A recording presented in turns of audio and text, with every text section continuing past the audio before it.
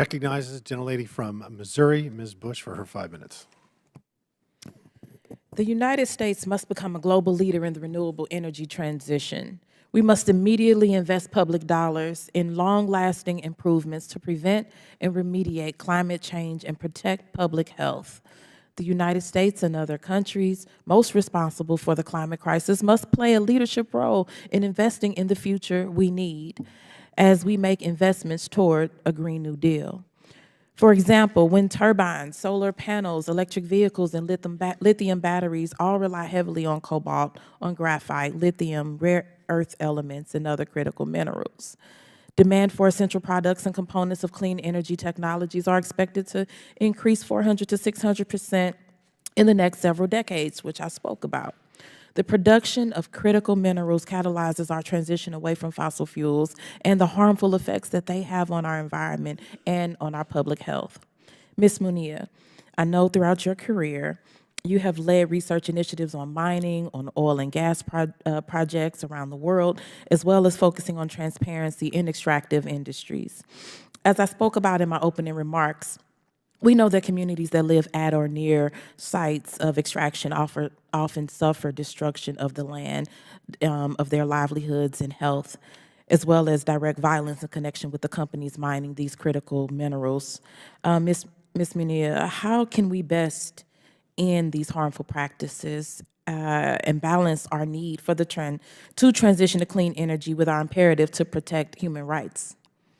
Absolutely. That's a tension that we are working on right now, and it's absolutely fundamental. And I think the great news is that we have a lot of work in train. So our supply chain EO directed us to work with the EPA on precisely these issues, and that work is moving forward. The objective of the work is to try to identify which standards we need to strengthen and how to ensure those standards apply across the globe, and to make sure that we are identifying critical minerals standard, traceability standard, verification standards that can be integrated into the work of companies around the world, and we have a lot of support for those, to make sure that the signals that we're sending from our market about the types of minerals that we like to buy, sustainable minerals, high-quality minerals that respect community rights, that there's a premium for that type of performance. And we're seeing there being an openness from the market for that. And the great news is that we're working very closely with our G7 partners and other partners, and there's agreement at a global level from large markets that we need to make this green premium, this social premium, really work for companies. So we're seeing a lot of openness there. And so the work continues. We're happy to talk more with you about it offline. Okay. All right. No, I would like that.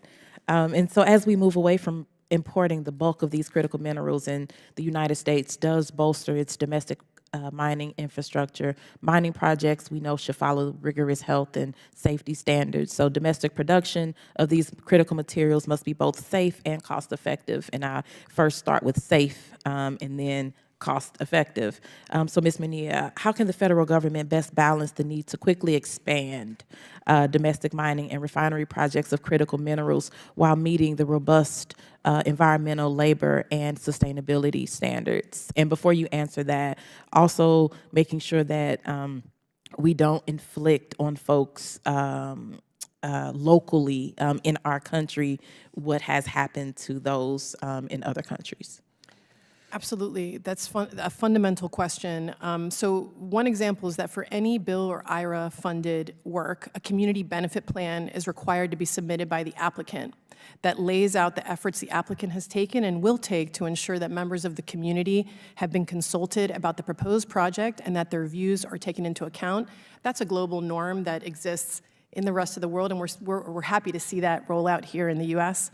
Communities have to be a part of any project every step of the way, not only for their benefit, but also to ensure that project risks are managed and that the project is carried out with as few roadblocks as possible. And I believe that that was fundamental to our work looking at streamlining domestic permitting. And lastly, employing environmental, social, and governance standards are really, really vital, as we mentioned earlier, to improving our U.S. critical mineral security and competitiveness while upholding our administration's commitment to a laser focus on environmental protection, environmental justice, and tribal consultation. Wonderful. Thank you, and I yield back. Thank you. Chair now I recognize myself for my 5 minutes. So, Mr. Felges, I know, thank you for